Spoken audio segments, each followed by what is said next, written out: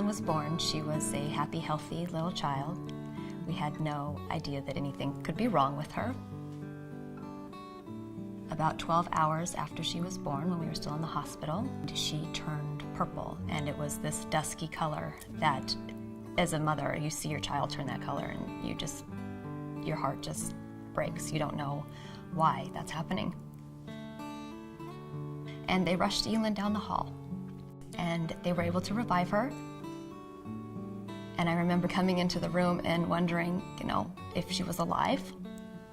It was so scary. I remember I'd stay awake at nights worrying about what was wrong with Elin, what was wrong with Elin, why isn't she doing this, why isn't she doing that? And that's why we came to Kindering, because I needed to see if there was somebody who could help us figure out what was wrong with her and help her do those things that I knew she should be doing.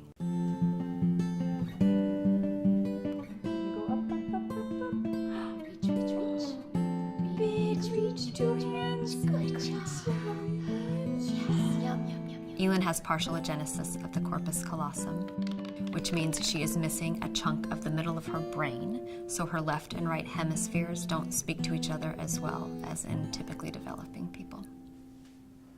Right now with Elin, we are working on transitioning her from seated to lying down to 4-point, also to kneeling, and then doing some standing as well. Nicole has me bending her knees and doing these things that make her do what she's supposed to do, and in a pattern where she can learn to do it correctly, and hopefully she can continue to move from there onto the next steps. Thank you, sis. It's so great to see when she finally reaches the goal that you've set for her, when she finally rolls over. She definitely knows that she's done something. I mean, she looks at you like, hey, that was pretty cool. I know that I just did something that you've been wanting me to do for a really long time. Good job! Nice work! We want to support her as the best we can to get to where she can get to. Kelly was a beautiful baby. She looked like a little living doll. There is a genetic reason that she has a global developmental delay. She has a microdeletion on the short arm of her second chromosome. Her pediatrician referred us to the Kindering Center when Kelly was 14 months old. Kindering helped me with reading and writing in sign language. It feels really awesome taking the bus on my own. A few years ago, I still wouldn't have been able to believe that she'd be able to ride a bus. I didn't see her as an independent pedestrian, let alone getting on a metro by herself. I take a 2:45 bus to my work, Little People World. So now that you're all grown up and a lady, what kind of things are you able to do? Do anything. Anything? Mm-hmm. I would never dream that she would be where she is now, an independent young woman. It's too good to be true. Having a child with special needs it's difficult.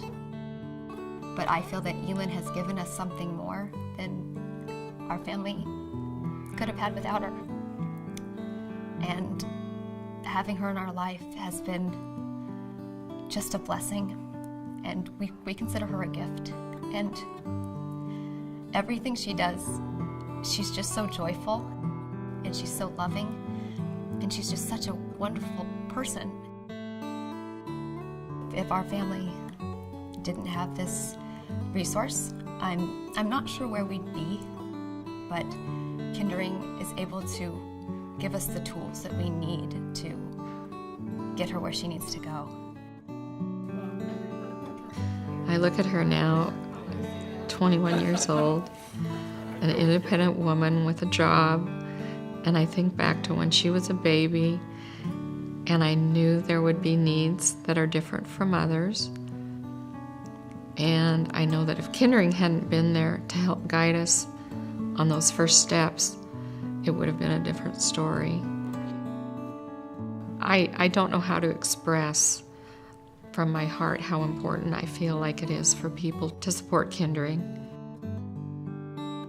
You don't know until you're in that situation how something like that would feel, and to have a place like this, it's everything.